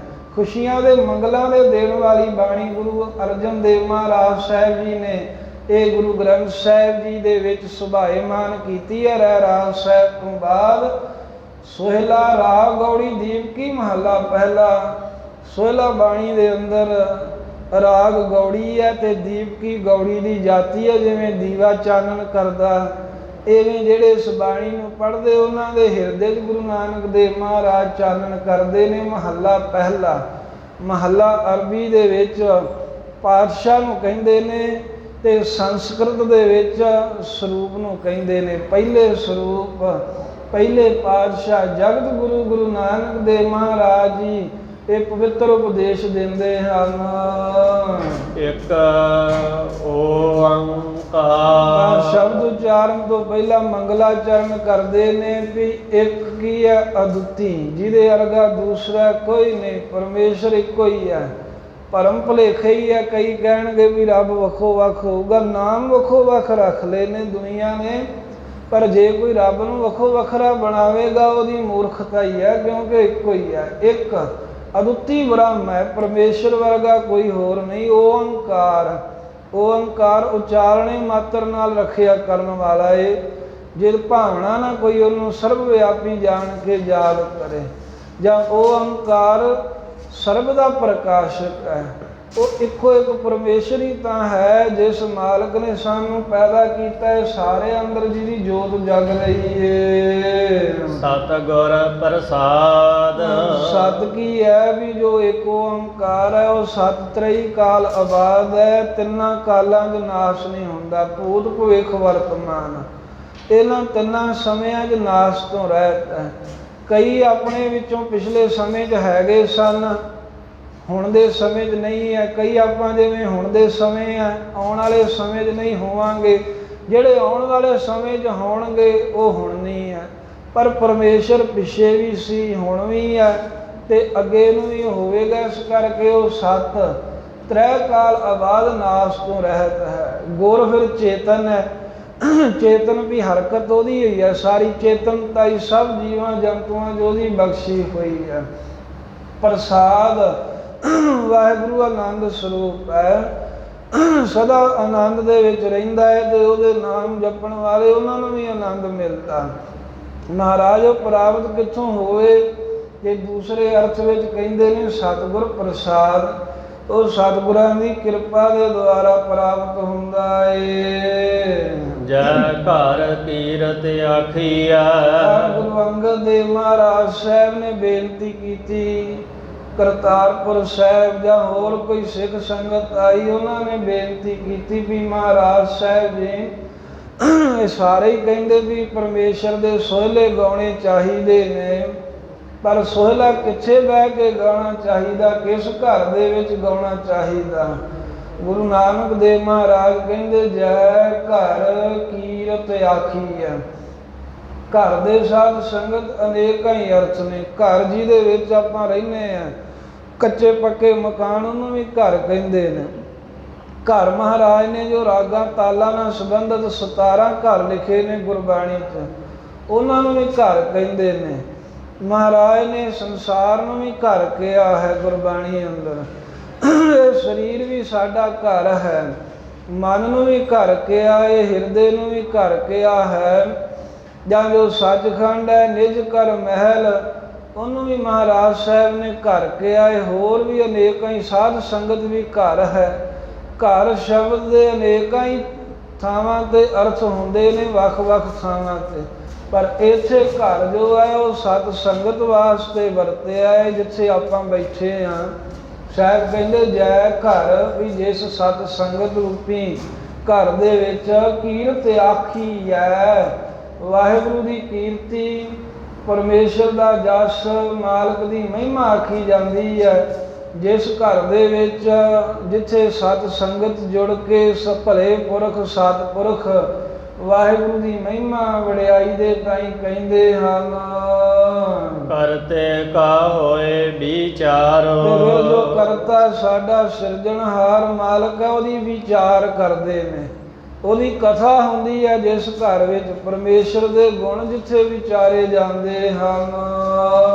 ਤਿਤ ਘਰ ਗਾਵਹੁ ਸੋਹਿਲਾ, ਮਹਾਰਾਜ ਕਹਿੰਦੇ ਤਿਤ ਤਿਸ ਉਸ ਸਾਧ ਸੰਗਤ ਰੂਪੀ ਘਰ ਦੇ ਵਿੱਚ ਮਿਲ ਕਰਕੇ ਮਹਾਰਾਜ ਜੀ ਕਹਿੰਦੇ ਪਰਮੇਸ਼ਰ ਦੇ ਸੋਹਿਲੇ ਦੇ ਤਾਈਂ, ਵਾਹਿਗੁਰੂ ਦੇ ਗੁਣਾਂ ਦੇ ਤਾਈਂ, ਪਰਮੇਸ਼ਰ ਦੇ ਜਸ ਦੇ ਤਾਈਂ ਗਾਉਣਾ ਕਰੋ। ਸਿਵਰਿਓ ਸਿਰਜਣਹਾਰੋ, ਜਿਹੜਾ ਸਾਡਾ ਤੁਹਾਡਾ ਸਾਰੇ ਜਗਤ ਦਾ ਸਿਰਜਣਹਾਰ ਏ, ਜਿਹਨੇ ਸਾਨੂੰ ਤੁਹਾਨੂੰ ਸਾਰਿਆਂ ਨੂੰ ਬਣਾਇਆ, ਉਸ ਪਰਮੇਸ਼ਰ ਨੂੰ ਸਿਮਰਿਓ। ਕੀ ਹੈ? ਸਿਮਰਨ ਕਰੋਗਾ। ਇਹ 3 ਕਰਮ ਮੁੱਖ ਕਹਿ ਦਿੱਤੇ ਇੱਥੋਂ ਤੀਕਰ ਮਹਾਰਾਜ ਨੇ। ਇੱਕ ਕਥਾ ਕਰਨੀ, ਇੱਕ ਕੀਰਤਨ ਕਰਨਾ ਤੇ ਇੱਕ ਸਿਮਰਨ ਕਰਨਾ। ਇਹ ਕਰਮ ਸਿੱਖ ਨੂੰ ਕਰਨੇ ਚਾਹੀਦੇ ਨੇ। ਸੰਗਤ ਵਿੱਚ ਇਹੀ ਹੁੰਦਾ ਹੈ, ਕਥਾ ਕਰਨੀ ਜੋ ਵਾਹਿਗੁਰੂ ਦੇ ਗੁਣ ਗਾਉਣੇ, ਕੀਰਤਨ ਕਰਨਾ ਜੋ ਪਰਮੇਸ਼ਰ ਦੀ ਮਹਿਮਾ ਗਾਇਨ ਕਰੀ ਜਾਣੀ, ਸਿਮਰਨ ਕਰਨਾ ਵਾਹਿਗੁਰੂ ਮੰਤਰ ਜਾਂ ਮੂਲ ਮੰਤਰ ਦਾ ਅਭਿਆਸ ਕਰਨਾ। ਇਹ ਸਾਧ ਸੰਗਤ ਵਿੱਚ ਮਿਲ ਕੇ ਕਥਾ ਕੀਰਤਨ ਸਿਮਰਨ ਕਰੋ, ਉੱਥੇ ਵਾਹਿਗੁਰੂ ਦੇ ਗੁਣ ਗਾਇਆ ਕਰੋ। ਤੁਮ ਗਾਵਹੁ ਮੇਰੇ ਨਿਰਭਉ ਕਾ ਸੋਹਿਲਾ, ਮਹਾਰਾਜ ਅਸੀਂ ਸਿਰਜਣਹਾਰ ਦਾ ਸਿਮਰਨ ਕਰਦਿਆਂ ਥਕਾਵਟ ਮੰਨੀਏ, ਦੁੱਖ ਲੱਗੇ ਤਾਂ ਫੇਰ ਕਹਿੰਦੇ ਤੁਮ ਗਾਵਹੁ ਮੇਰੇ ਨਿਰਭਉ ਕਾ ਸੋਹਿਲਾ। ਬਈ ਤੁਸੀਂ ਫੇਰ ਗਾਇਆ ਕਰੋ। ਜੇ ਥੱਕ ਵੀ ਜਾਓ ਨਾ ਤਾਂ ਫੇਰ ਥਕਾਵਟ ਨਹੀਂ ਮੰਨ ਲੈਣੀ, ਫੇਰ ਮਾਲਕ ਪਰਮੇਸ਼ਰ ਦੇ ਜਸ ਦੇ ਤਾਈਂ ਗਾਵੋ। ਜੋ ਨਿਰਭਉ ਹੈ, ਡਰ ਤੋਂ ਰਹਿਤ ਹੈ, ਵਿਸ਼ੇਸ਼ ਕਰਕੇ ਜੋ ਕਲਿਆਣ ਸਰੂਪ ਪਰਮੇਸ਼ਰ, ਉਹਦਾ ਜਸ ਕਰੋ। ਜਾਂ ਨਿਰਭਉ ਦੀ ਪ੍ਰਾਪਤੀ ਕਰਾਉਣ ਵਾਲਾ। ਨਿਰਭਉ ਕੀ ਹੈ? ਡਰ ਤੋਂ ਰਹਿਤ ਅਵਸਥਾ। ਜਿਸ ਅਵਸਥਾ 'ਚ ਡਰ ਕੋਈ ਨਹੀਂ ਰਹਿੰਦਾ, ਉਸ ਦੀ ਪ੍ਰਾਪਤੀ ਕਰਾਉਣ ਵਾਲਾ ਜੋ ਪਰਮੇਸ਼ਰ ਦਾ ਜਸ ਹੈ, ਸੋਹਿਲਾ ਹੈ। ਜਾਂ ਨਿਰਭਉ ਤੋਂ ਭਾਵ ਹੈ ਜੋ ਵਾਹਿਗੁਰੂ ਦੀ ਪ੍ਰਾਪਤੀ ਕਰਾਉਣ ਵਾਲਾ ਜਸ ਹੈ, ਜਿਸ ਗੁਣਾਂ ਨੂੰ ਗਾਉਣੇ ਕਰਕੇ ਕਥਾ ਕੀਰਤਨ ਸਿਮਰਨ ਕਰਕੇ ਪਰਮੇਸ਼ਰ ਨਿਰਭਉ ਸਰੂਪ ਪ੍ਰਾਪਤ ਹੋ ਜਾਂਦਾ ਹੈ। ਇਹ ਗੁਰਸਿੱਖੋ ਤੁਸੀਂ ਮੇਰੇ ਉਸ ਵਾਹਿਗੁਰੂ ਦੇ ਜਸ ਨੂੰ ਸਦਾ ਹੀ ਗਾਇਆ ਕਰੋ। ਹਉ ਵਾਰੀ ਜਿਤ ਸੋਹਿਲਾ ਸਦਾ ਸੁਖ ਹੋਏ। ਮਹਾਰਾਜ ਇਹਦੇ ਗਾਉਣ ਦਾ ਕੀ ਲਾਭ ਹੁੰਦਾ ਹੈ? ਜੇ ਗੁਰੂ ਨਾਨਕ ਦੇਵ ਸਾਹਿਬ ਜੀ ਇਹ ਬਾਣੀ ਪੜ੍ਹੀਏ ਤਾਂ ਸਤਿਗੁਰੂ ਕਹਿੰਦੇ ਹਉ ਵਾਰੀ, ਵੀ ਅਸੀਂ ਤਾਂ ਭਾਈ ਉਤੋਂ ਵਾਰੀ ਸਦਕੇ ਜਾਣੇ। ਜਿਹੜਾ ਬਾਣੀ ਇਹ ਪੜ੍ਹਦਾ ਹੈ, ਸੋਹਿਲੇ ਦਾ ਜਿਹੜਾ ਜਾਪ ਕਰਦਾ ਹੈ, ਅਸੀਂ ਉਹ ਤੋਂ ਕੁਰਬਾਨ ਸਦਕੇ ਜਾਣੇ ਹਾਂ। ਧੰਨ ਨੇ ਐਸੇ ਗੁਰ ਸਿੱਖ ਜਿਤ ਸੋਹਿਲਾ ਸਦਾ ਸੁਖ ਹੋਏ। ਜਿਸ ਸੋਹਿਲੇ ਨੂੰ ਗਾਉਣ ਕਰਕੇ ਸਦਾ ਹੀ ਆਤਮਕ ਆਨੰਦ ਦੀ, ਸਦਾ ਹੀ ਰਹਿਣ ਵਾਲੇ ਸੁਖ ਦੀ ਪ੍ਰਾਪਤੀ ਹੁੰਦੀ ਹੈ। ਪਰਮੇਸ਼ਰ ਦੇ ਚਰਨਾਂ 'ਚ ਸੁਰਤੀ ਜੁੜ ਜਾਂਦੀ ਹੈ। ਉਹ ਸੋਹਿਲਾ ਗਾਉਣ ਵਾਲਿਆਂ ਗੁਰਸਿੱਖਾਂ ਤੋਂ ਅਸੀਂ ਸਦਕੇ ਹਾਂ। ਧੰਨ ਨੇ ਉਹ, ਧੰਨ ਨਹੀਂ ਉਹਨਾਂ ਦੀ ਮਾਈ, ਧੰਨ ਨੇ ਉਹਨਾਂ ਦਾ ਬਾਪ, ਜਿਨ੍ਹਾਂ ਦੇ ਜਾਏ ਹੋਏ ਵਾਹਿਗੁਰੂ ਦੇ ਜਸ ਨੂੰ ਕਹਿੰਦੇ ਹਨ। ਰਹਾਉ ਵਿਸ਼ਰਾਮ ਦੇ ਕੇ ਮਹਾਰਾਜ ਜੀ ਬਖਸ਼ਿਸ਼ ਕਰਦੇ ਨੇ। ਨਿਤ ਨਿਤ ਜੀਅੜ ਸੰਭਾਲੀਆਨ। ਸੰਭਾਲੀਆਨ ਮਹਾਰਾਜ ਜੀ ਨੂੰ ਸਿੱਖਾਂ ਕਿਹਾ, ਸਤਿਗੁਰੂ ਜੀ ਅਸੀਂ ਉਹਦੇ ਸੋਹਿਲੇ ਨੂੰ ਗੁਣਾਂ ਨੂੰ ਹੀ ਗਾਉਣ ਲੱਗ ਪਏ, ਫਿਰ ਸਾਡਾ ਖਾਣ ਪੀਣ ਦਾ ਕਾਰ ਵਿਹਾਰ ਦਾ ਕਾਰਜ ਕਿਵੇਂ ਚੱਲੇਗਾ? ਤਾਂ ਸਤਿਗੁਰੂ ਕਹਿੰਦੇ ਨਿਤ ਨਿਤ ਜੀ ਵਾਲੇ ਸੰਭਾਲੀਆਂ ਨਾ।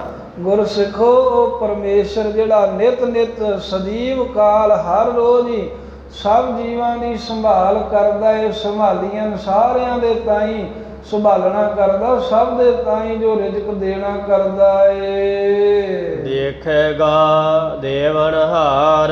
ਤੂੰ ਕਹਿੰਦੇ ਬਸ ਵਾਹਿਗੁਰੂ ਦੇ ਗੁਣ ਗਾ, ਉਹ ਦੇਖਣਹਾਰ ਪਰਮੇਸ਼ਰ ਦੇਵਨਹਾਰ ਤੇਰੇ ਵੱਲ ਵੀ ਵੇਖੇਗਾ, ਭਾਵ ਤੇਰੀ ਵੀ ਸੰਭਾਲ ਕਰੂਗਾ, ਤੈਨੂੰ ਵੀ ਉਹ ਰੋਜੀ ਰੋਟੀ ਦਾ ਪ੍ਰਬੰਧ ਕਰਕੇ ਸਭ ਕੁਝ ਦੇਊਗਾ।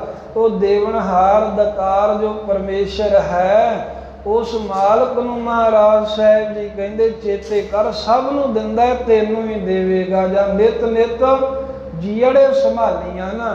ਨਿਤ ਨਿਤ ਹੀ ਕਹਿੰਦੇ ਵੀ ਹੇ ਜਿੰਦੇ, ਹੇ ਭਾਈ ਆਪਣੇ ਚਿੱਤ ਦੇ ਵਿੱਚ ਪਰਮੇਸ਼ਰ ਦੇ ਨਾਮ ਨੂੰ ਚੇਤੇ ਕਰਿਆ ਕਰੋ, ਨਾਮ ਦੀ ਸੰਭਾਲ ਕਰਿਆ ਕਰੋ। ਜੇ ਸੰਭਾਲੋਗੇ ਤਾਂ ਉਹ ਕਿਰਪਾਲੂ ਪਰਮੇਸ਼ਰ ਜੋ ਸਭ ਨੂੰ ਦਾਤਾਂ ਦੇਣਹਾਰ ਹੈ, ਉਹ ਤੁਹਾਡੇ ਵੱਲ ਵੀ ਕਿਰਪਾ ਭਰੀ ਨਿਗਾਹ ਦੇ ਨਾਲ ਵੇਖੇਗਾ, ਭਾਵ ਤੁਹਾਨੂੰ ਆਪਣੇ ਦਰਸ਼ਨ ਦੇ ਦੇਵੇਗਾ।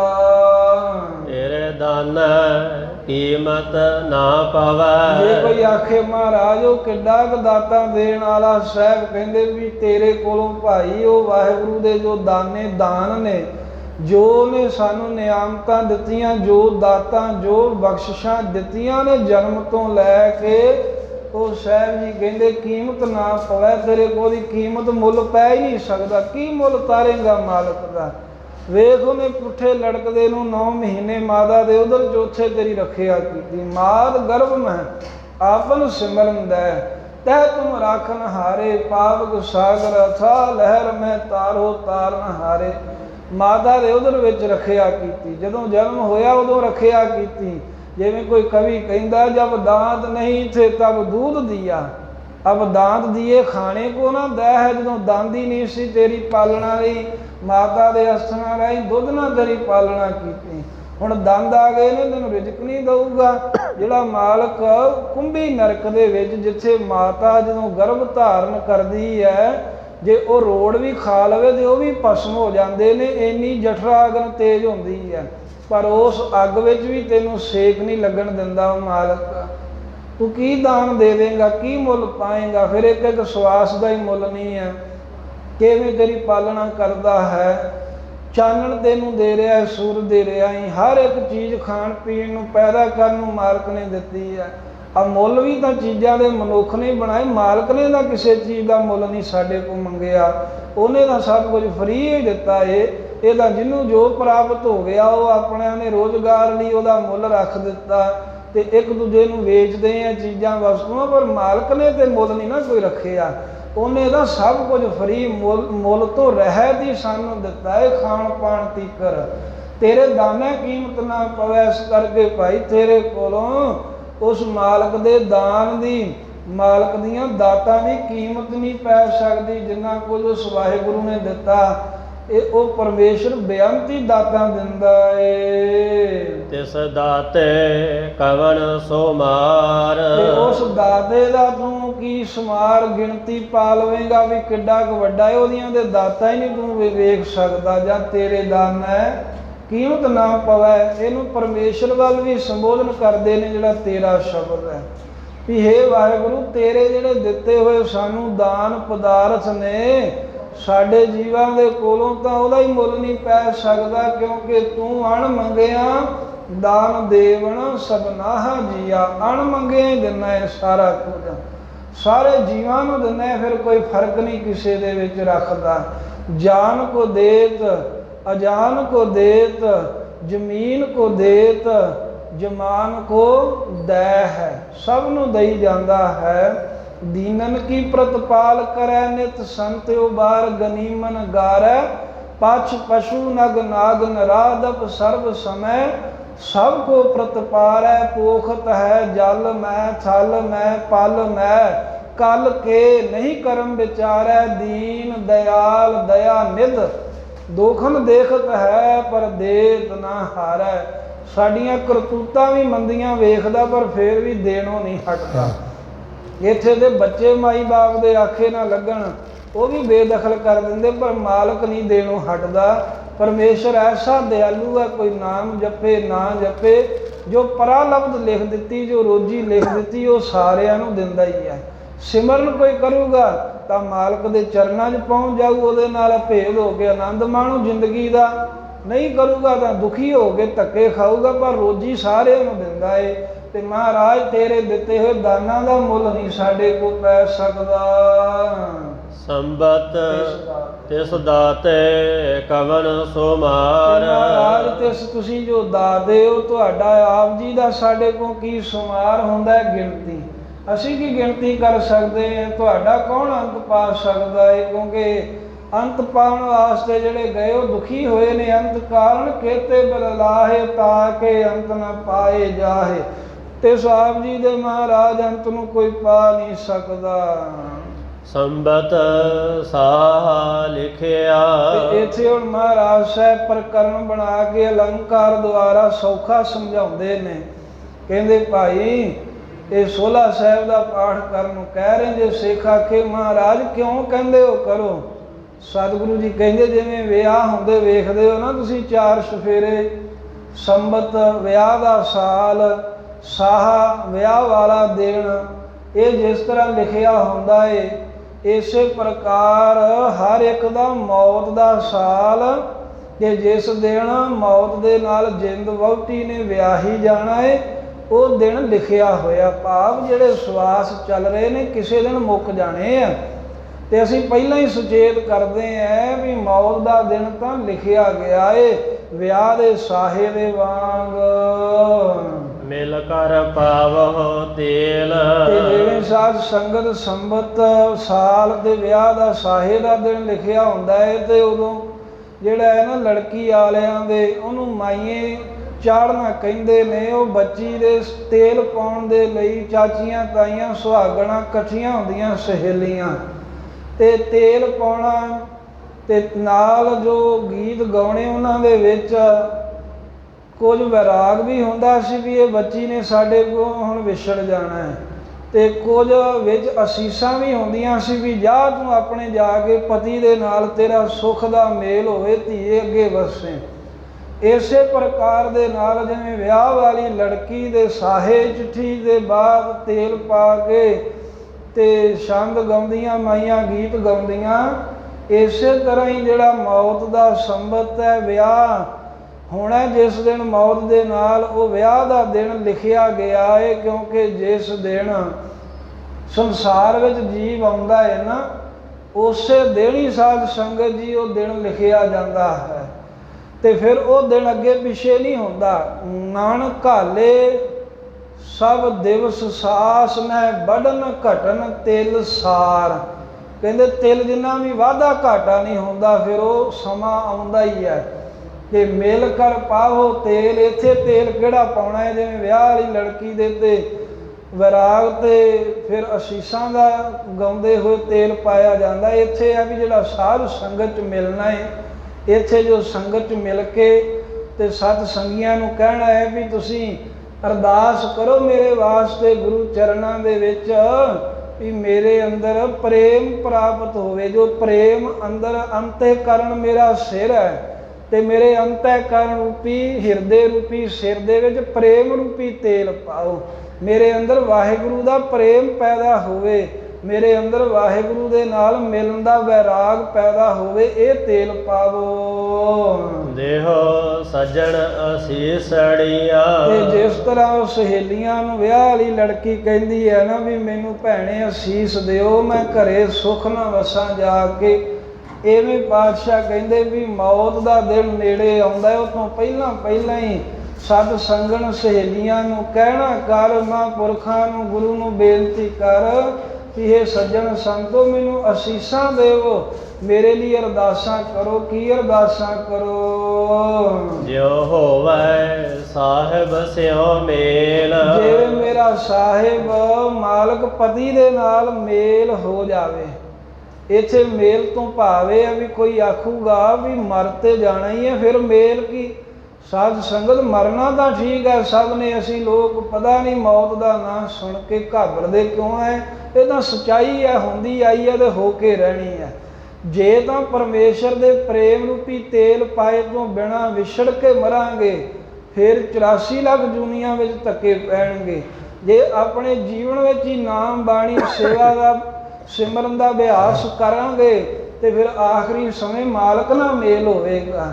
ਇਵੇਂ ਕਹਿੰਦੇ ਅਰਦਾਸ ਕਰੇ ਵੀ ਮੈਂ ਸਮਾਂ ਮੇਰੇ ਜਦੋਂ ਅਖੀਰਲਾ ਆਵੇ ਤਾਂ ਇਹ ਨਾ ਹੋਵੇ ਵੀ ਮੈਂ 84 ਲੱਖ ਜੂਨਾਂ 'ਚ ਭਟਕਾਂ, ਸਗੋਂ ਮੇਰਾ ਜੀਵਨ ਸਫਲ ਹੋਵੇ, ਇੱਧਰ ਉੱਧਰ ਭਟਕਣਾ ਮੁੱਕ ਜਾਵੇ, ਸਾਹਿਬ ਦੇ ਚਰਨਾਂ 'ਚ ਜਾ ਵਰਾਜਾਂ, ਮੇਰਾ ਮਾਲਕ ਦੇ ਨਾਲ ਮਿਲਾਪ ਹੋ ਜਾਵੇ। ਇਸ ਤਰ੍ਹਾਂ ਦੀਆਂ ਤੁਸੀਂ ਅਸੀਸਾਂ ਦੇਵੋ। ਘਰ ਘਰ ਇਹੋ ਪਹੁੰਚਾ, ਸਦੜੇ ਨਿਤ ਪਵਨ।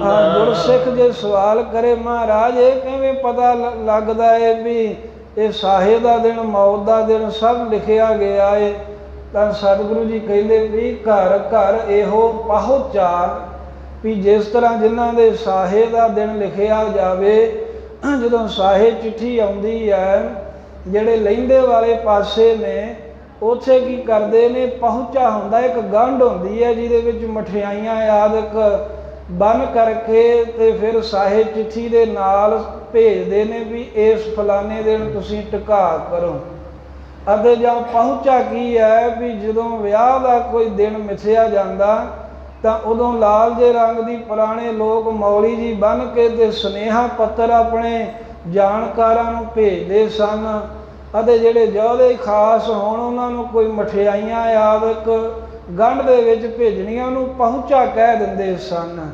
ਤੇ ਮਹਾਰਾਜ ਸਾਹਿਬ ਇੱਥੇ ਉਹਦਾ ਹੀ ਅੰਤਰੀਵ ਭਾਵ ਕਹਿ ਰਹੇ ਨੇ ਵੀ ਜਿਵੇਂ ਵਿਆਹ ਦਾ ਦਿਨ ਮਿੱਥੇ ਤੋਂ ਨੀਂਦੇ ਦਿੰਦੇ ਫਿਰਦੇ ਨੇ, ਸੱਦੜੇ ਨਿਤ ਪਵਨ, ਜਿਹੜਾ ਨਾਈ ਘਰ ਘਰ ਵਿੱਚ ਜਾ ਕੇ ਸੱਦੇ ਦਿੰਦਾ, ਇਹ ਸੁਨੇਹਾ ਦਿੰਦਾ ਵੀ ਫਲਾਣੇ ਦੇ ਘਰ ਫਲਾਨੀ ਤਰੀਕ ਨੂੰ ਵਿਆਹ ਹੈ, ਉੱਥੇ ਪਹੁੰਚੋ। ਇਸੇ ਤਰ੍ਹਾਂ ਘਰ ਘਰ ਇਹੋ ਪਹੁੰਚਾ, ਹਰ ਇੱਕ ਘਰ ਦੇ ਵਿੱਚ ਮਹਾਰਾਜ ਕਹਿੰਦੇ ਵੀ ਇਹ ਮੌਤ ਦਾ ਜਿਹੜਾ ਸੁਨੇਹਾ ਪਹੁੰਚ ਰਿਹਾ ਹੈ। ਪਾਰੋਸੀ ਕੇ ਜੋ ਹੁਆ ਤੂੰ ਆਪਣੇ ਭੀ ਜਾਨ, ਜਿਹੜਾ ਆਪਾਂ ਇੱਧਰ ਉੱਧਰ ਰੋਜ਼ ਹੀ ਕੋਈ ਨਾ ਕੋਈ ਚੜ੍ਹਾਈ ਕਰਦਾ ਮਨੁੱਖ ਵੇਖ ਰਹੇ ਆ ਨਾ, ਇਹ ਮੰਨੋ ਵੀ ਪਹੁੰਚਾ ਆ ਰਿਹਾ, ਇਹ ਸਾਨੂੰ ਸੁਨੇਹਾ ਆ ਰਿਹਾ ਏ ਵੀ ਭਾਈ ਜਿਵੇਂ ਉਹ ਹੋਰ ਕੋਈ ਸੰਸਾਰ ਦੇ ਜੀਵ ਜਾ ਰਹੇ ਨੇ, ਤੂੰ ਵੀ ਤਿਆਰੀ ਰੱਖੀ, ਤੇਰਾ ਵੀ ਸਮਾਂ ਆਵੇਗਾ, ਪਹਿਲਾਂ ਹੀ ਤੂੰ ਪਰਮੇਸ਼ਰ ਨਾਲ ਮਿਲਣ ਦਾ ਯਤਨ ਕਰ ਲੈ, ਕਿਉਂਕਿ ਸੱਦੜੇ ਨਿਤ ਪਵਨ, ਨਿਤ ਸੱਦੇ ਪੈ ਰਹੇ ਆ। ਜਿੱਦਣ ਸਾਹੇ ਦਾ, ਜਿੱਦਣ ਸੰਬਤ ਦਾ ਦਿਨ ਸਾਲ ਆ ਜਾਂਦਾ ਏ, ਫਿਰ ਉਸ ਵੇਲੇ ਭਾਵੇਂ ਕੋਈ ਕਿਸੇ ਵੀ ਉਮਰ ਦੇ ਵਿੱਚ ਹੈ ਸਰੀਰ ਦੇ ਅੰਦਰ, ਉਹਨੂੰ ਉਸੇ ਵੇਲੇ ਹੀ ਜਾਣਾ ਪੈਂਦਾ ਏ, ਫਿਰ ਉਮਰ ਦਾ ਲਿਹਾਜ਼ ਨਹੀਂ ਹੁੰਦਾ ਜਦੋਂ ਸੱਦਾ ਆ ਗਿਆ। ਇਸ ਕਰਕੇ ਜੋ ਆਸ-ਪਾਸ ਜੀਵ ਚੜ੍ਹਾਈ ਕਰ ਰਹੇ ਨੇ, ਇਹ ਮੰਨੋ ਵੀ ਨੇਤੀ ਮੌਤ ਦੇ ਉਸ ਪਰਮੇਸ਼ਰ ਪਤੀ ਵੱਲੋਂ ਮੌਤ ਦੇ ਸੁਨੇਹੇ ਆ ਰਹੇ ਨੇ, ਜਿੰਦ ਨੂੰ ਵਿਆਹੁਣ ਦਾ ਸਮਾਂ ਨੇੜੇ ਆ ਰਿਹਾ, ਜਾਣਨਾ ਕਰ। ਘਰ ਘਰ ਇਹੋ ਪਹੁੰਚਾ, ਜਾਂ ਘਰ ਨਾਮ ਸਾਧ ਸੰਗਤ ਦਾ ਵੀ ਕਹਿੰਦੇ ਨੇ ਵੀ ਸਾਧ ਸੰਗਤ ਰੂਪੀ ਤੇ ਫਿਰ ਧਰਮ ਗ੍ਰੰਥਾਂ ਰੂਪੀ ਘਰਾਂ ਦੇ ਵਿੱਚ ਸਭ ਥਾਵਾਂ 'ਤੇ ਇਹ ਪਹੁੰਚੇ ਆ ਰਹੇ ਨੇ। ਮਹਾਂਪੁਰਖ ਸੱਦੇ ਦੇ ਰਹੇ ਨੇ, ਗੁਰਮੁਖੋ ਜੀਵਨ ਜਾ ਰਿਹਾ, ਜਨਮ ਬ੍ਰਿਥਾ ਜਾਤ, ਰੰਗ ਮਾਇਆ ਕੈ, ਮਾਇਆ ਦੇ ਰੰਗ ਵਿੱਚ ਜੀਵਨ ਵਿਅਰਥ ਜਾ ਰਿਹਾ ਜੇ। ਕਹਿੰਦੇ ਨਾਮ ਜਪ ਲੋ, ਸਿਮਰਨ ਕਰ ਲੋ, ਸੇਵਾ ਕਰ ਲੋ। ਇਸ ਤਰ੍ਹਾਂ ਹਰ ਧਰਮ ਸਥਾਨਾਂ ਦੇ ਧਰਮ ਗ੍ਰੰਥਾਂ 'ਚ ਸੁਨੇਹੇ ਮਿਲ ਰਹੇ ਨੇ, ਨੇਤੀ ਸੱਦੇ ਪੈ ਰਹੇ ਨੇ। ਪ੍ਰਾਣੀ ਤੂੰ ਆਇਆ ਲਾਹਾ ਲੈਣ, ਇਹ ਸੱਦਾ ਹੈ, ਇਹ ਸੁਚੇਤਾ ਹੈ। ਪ੍ਰਾਣੀ ਤੂੰ ਆਇਆ ਲਾਹਾ ਲੈਣ, ਲੱਗਾ ਕਿਤ ਕੁਫਕੜੇ, ਸਭ ਮੁਕਦੀ ਚੱਲੀ ਰਹਿਣ। ਤੇਰੀ ਉਮਰ ਰੂਪੀ ਰਾਤ ਮੁੱਕ ਚੱਲੀ ਓ, ਮੌਤ ਰੂਪੀ ਦਿਨ ਚੜ੍ਹਦਾ ਆ ਰਿਹਾ, ਤੂੰ ਕਿਹੜੇ ਪੁੱਠੇ ਕੰਮਾਂ 'ਚ ਲੱਗਾ ਏ। ਇਸ ਕਰਕੇ ਨਾਮ ਜਪ ਲੈ। ਇਹ ਘਰ ਘਰ ਵਿੱਚ ਪਹੁੰਚੇ ਆ ਰਹੇ ਨੇ, ਇਹ ਸੁਨੇਹੇ ਦੀਆਂ ਗੰਢਾਂ ਆ ਰਹੀਆਂ ਨੇ, ਮਾਨੋ ਵੀ ਮੌਤ ਲਾੜਾ ਵਿਆਹੁਣ ਵਾਸਤੇ ਨੇੜੇ ਆ ਰਿਹਾ ਜਿੰਦ ਵਹੁਟੀ ਨੂੰ। ਸਦਨ ਹਾਰਾ ਸਿਮਰਿਆ। ਤੇ ਜਿਵੇਂ ਜਦੋਂ ਸਾਹੇ ਚਿੱਠੀ ਕੁੜੀ ਵਾਲੇ ਭੇਜਦੇ ਨੇ, ਜਿਸ ਦਿਨ ਭੇਜ ਦਿੰਦੇ ਹਨ ਵੀ ਇੰਨੇ ਜਾਣੇ ਆਓ, ਫਿਰ ਉਹ ਜਿਹਨੂੰ ਸੱਦਿਆ ਹੋਵੇ ਉਹਨੂੰ ਚੇਤੇ ਕਰਦੇ ਵੀ ਹੁਣ ਕਦੋਂ ਆਵੇ। ਫਿਰ ਵੇਖਦੇ ਹਨ ਜਦੋਂ ਆਉਂਦਾ ਹੈ ਨੇੜੇ। ਇਸੇ ਤਰ੍ਹਾਂ ਜੋ ਵਾਹਿਗੁਰੂ ਪਤੀ ਮਾਲਕ ਹੈ, ਉਹ ਸੱਦਣਹਾਰੇ ਨੂੰ ਜਿਸ ਨੇ ਮੌਤ ਦੁਆਰਾ ਵਿਆਹ ਕੇ ਆਪਣੇ ਚਰਨਾਂ 'ਚ ਲੈ ਜਾਣਾ ਹੈ, ਉਸ ਸੱਦਣਹਾਰਾ ਸਿਮਰਿਐ। ਸੱਦਣਹਾਰੇ ਪਰਮੇਸ਼ਰ ਅਕਾਲ ਪੁਰਖ ਵਾਹਿਗੁਰੂ ਨੂੰ ਸਿਮਰਨਾ ਚਾਹੀਦਾ। ਉਹਦੇ ਆਉਣ ਤੋਂ ਪਹਿਲਾਂ ਸਿਮਰਨ ਕਰੇ, ਮਾਲਕ ਨੂੰ ਚੇਤੇ ਕਰੇ ਸਵਾਸ ਸਵਾਸ।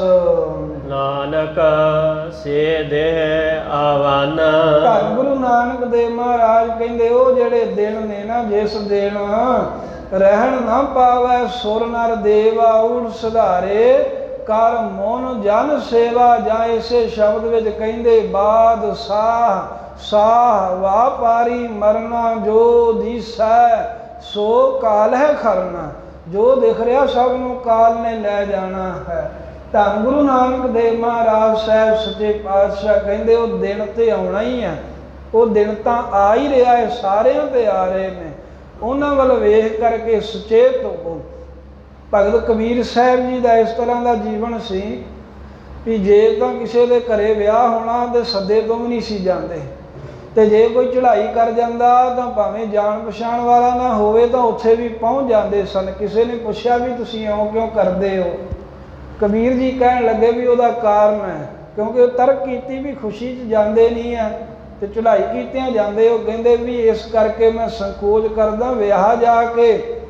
ਕਹਿੰਦੇ ਵੀ 100 ਕਦਮ ਪਰਮੇਸ਼ਰ ਤੋਂ ਪਿਛਾਂਹ ਹੋ ਜਾਈਦਾ। ਉੱਥੇ ਜੋ ਕੁਝ ਕਰਦੇ ਆ ਲੋਕ, ਐਸੀ ਮਨਮਤ ਵੀ ਰੱਬ ਹੀ ਭੁੱਲ ਜਾਂਦਾ ਹੈ। ਮੰਦੇ ਬੋਲ ਗੀਤ ਬੋਲਣੇ, ਸਿੱਠਣੀਆਂ ਦੇਣੀਆਂ, ਉਦੋਂ ਦੀ ਗੱਲ ਹੈ। ਹੁਣ ਤਾਂ ਉਤੋਂ ਵੀ ਅੱਗੇ ਗੱਲ ਚਲੇਗੀ ਹੈ। ਜੇ ਕਬੀਰ ਸਾਹਿਬ ਜੀ ਨੇ ਇਸ ਸਮੇਂ ਦੀ ਗੱਲ ਹੁੰਦੀ ਤਾਂ ਫਿਰ ਪਤਾ ਨਹੀਂ ਕੀ ਕਹਿੰਦੇ ਵੀ ਉੱਥੇ ਧੀਆਂ ਪੈਣਾ ਸਭ ਕੁਝ ਬਾਪ ਇਕੱਠੇ ਹੀ ਨੱਚੀ ਨੁੱਚੀ ਜਾਂਦੇ ਨੇ। ਪੁਰਾਣੇ ਸਮਿਆਂ 'ਚ ਸਾਧ ਸੰਗਤ ਦੇ ਸ਼ਬਦ ਨੱਚਣ ਵਾਲਿਆਂ ਦੇ ਵਾਸਤੇ ਕੰਜਰੀ ਸ਼ਬਦ ਵਰਤਿਆ ਜਾਂਦਾ ਸੀ। ਹੁਣ ਸਾਡੇ ਲੋਕ ਆਪ ਹੀ ਸਭ ਕੁਝ ਕਰੀ ਜਾਂਦੇ। ਰਹੋ ਵਿਚਾਰ। ਕਹਿਣ ਤੋਂ ਭਾਵ ਕਬੀਰ ਜੀ ਕਹਿੰਦੇ ਵੀ ਮੈਂ ਤਾਂ ਨਹੀਂ ਜਾਂਦਾ ਜਦੋਂ ਕਿਸੇ ਦੇ ਵਿਆਹ 'ਚ ਜਾ ਆਈਦਾ, ਰੱਬ ਤੋਂ 100 ਕਦਮ ਪਿਛਾਂਹ ਹੋ ਜਾਈਦਾ, ਕਿਉਂਕਿ ਉੱਥੇ ਇੰਨੀ ਮਨਮਤ ਹੁੰਦੀ ਹੈ, ਰੱਬ ਦਾ ਚੇਤਾ ਹੀ ਭੁੱਲ ਜਾਂਦਾ। ਤੇ ਹਰ ਇੱਕ ਦੇ ਮਰਨੇ ਤੇ ਮੈਂ ਤਾਂ ਜਾਣਾ ਹੈ ਵੀ ਜਦੋਂ ਨਾਲ ਜਾਈਦਾ ਵੇਖੀਦਾ ਹੈ ਵੀ ਆਹ ਬੰਦਾ ਕੀ ਲੈ ਗਿਆ, ਫਿਰ 100 ਕਦਮ ਪਰਮੇਸ਼ਰ ਦੇ ਨੇੜੇ ਹੋ ਜਾਈਦਾ। ਵਾਹਿਗੁਰੂ ਦਾ ਨਾਮ ਜਪਣ ਨੂੰ ਚਿੱਤ ਕਰਦਾ। ਵੇਖਿਆ ਹੀ ਹੋਏਗਾ ਜਦੋਂ ਕਿਤੇ ਜਾਣਾ ਪਵੇ ਕਿਸੇ ਦੇ ਸਰੀਰ ਮਗਰ, ਉੱਥੇ ਹਰ ਕੋਈ ਮਨਮੁਖ ਤੋਂ ਮਨਮੁਖ ਵੀ ਬੰਦਾ ਕਹਿ ਉੱਠਦਾ ਵੀ ਕੀ ਲੈ ਜਾਣਾ ਵੀ ਇੱਥੋਂ, ਕਾਹਦੇ ਲਈ ਲੜਨਾ ਝਗੜਨਾ। ਉਹ ਵੀ ਕਹਿ ਦਿੰਦੇ ਆ ਵੀ ਮਾਲਕ ਉਹੀ ਹੈ, ਬਸ ਵੀ ਨਾਮ ਜਪਣਾ ਚਾਹੀਦਾ। ਵੱਖਰੀ ਗੱਲ ਹੈ ਵੀ ਉਹ ਕਈਆਂ ਦੇ ਪ੍ਰਭਾਵ ਫਿਰ ਥੋੜ੍ਹੇ ਸਮੇਂ ਬਾਅਦ ਹੀ ਹਟ ਜਾਂਦਾ ਏ। ਇਉਂ ਕਬੀਰ ਸਾਹਿਬ ਜੀ ਨੇ ਇਸ ਤਰ੍ਹਾਂ ਦਾ ਆਪਣਾ ਨਿਯਮ ਬਣਾਇਆ ਸੀ। ਮਹਾਰਾਜ ਗੁਰੂ ਨਾਨਕ ਸਾਹਿਬ ਕਹਿੰਦੇ ਨਿਤ ਸੱਦੇ ਪੈ ਰਹੇ ਨੇ। ਉਹ ਦਿਨ ਆ ਜਾਵੇਗਾ, ਆ ਹੀ ਰਿਹਾ ਹੈ, ਹਰ ਇੱਕ ਤੇ ਆ ਰਿਹਾ ਹੈ। ਇਸ ਕਰਕੇ ਉਹ ਦਿਨ ਆਉਣ ਤੋਂ ਪਹਿਲਾਂ ਜਿਹੜਾ ਸੱਦਣ ਵਾਲਾ ਏ, ਜਿਹਨੇ ਮੌਤ ਰੂਪੀ ਲਾੜੇ ਨੂੰ ਲੈ ਕੇ ਆਉਣਾ, ਲਾੜਾ ਬਣ ਕੇ ਆਉਣਾ ਏ, ਉਹਦਾ ਸਿਮਰਨ ਕਰੀਏ, ਉਹਦਾ ਨਾਮ ਜਪੀਏ, ਉਹਨੂੰ ਚੇਤੇ ਕਰੀਏ ਤਾਂ ਕਿ ਸਾਡਾ ਇਹ ਜੀਵਨ ਲੇਖੇ ਵਿੱਚ ਲੱਗ ਜਾਵੇ। ਇਸ ਤਰ੍ਹਾਂ ਮਹਾਰਾਜ ਸਾਹਿਬ ਨੇ 16 ਸਾਹਿਬ ਬਾਣੀ ਦਾ ਜੋ ਪਹਿਲਾ ਸ਼ਬਦ ਹੈ ਇਹਦੇ ਦੁਆਰਾ ਵਿਚਾਰ ਬਖਸ਼ੀ ਹੈ। ਪੂਰੇ 5 ਸ਼ਬਦ ਨੇ ਤੇ 4 ਸ਼ਬਦਾਂ ਦੀ ਵਿਚਾਰ ਆਉਣ ਵਾਲੇ ਸਮੇਂ 'ਚ ਮਹਾਰਾਜ ਸਾਹਿਬ ਜੀ ਦੇ ਪਾਵਨ ਸ਼ਬਦਾਂ ਦੀ ਸਰਵਣ ਕਰਾਂਗੇ। ਗੁਰੂ ਨਾਨਕ ਦੇਵ ਮਹਾਰਾਜ ਦੀ ਬਾਣੀ ਅਗਮ ਅਗਾਧ ਹੈ। ਸਤਿਗੁਰਾਂ ਦੀ ਪਵਿੱਤਰ ਗੁਰਬਾਣੀ ਦੀ ਵਿਚਾਰ ਕਰਦੇ ਹਾਂ, ਅਨੇਕਾਂ ਹੀ ਭੁੱਲਾਂ ਹੋਈਆਂ ਨੇ। ਗੁਰੂ ਸਾਹਿਬ ਸਮਰੱਥ ਨੇ, ਬਖਸ਼ਣਹਾਰ ਨੇ। ਬਖਸ਼ ਲੈਣਾ ਲੇਖੇ ਕਦੇ ਨਾ ਛੁੱਟੀ ਹੈ। ਖੇਲ ਖੇਲ ਭੁੱਲਣਹਾਰ, ਬਖਸ਼ਣਹਾਰ ਬਖਸ਼ ਲੈ, ਨਾਨਕ ਪਾਇ ਉਤਾਰ। ਘਰ ਘਰ ਇਹ ਪਹੁੰਚਾ, ਸਦੜੇ ਨਿਤ ਪਵਨ। ਸੱਦਣਹਾਰਾ ਸਿਮਰਿਐ, ਨਾਨਕ ਸੇ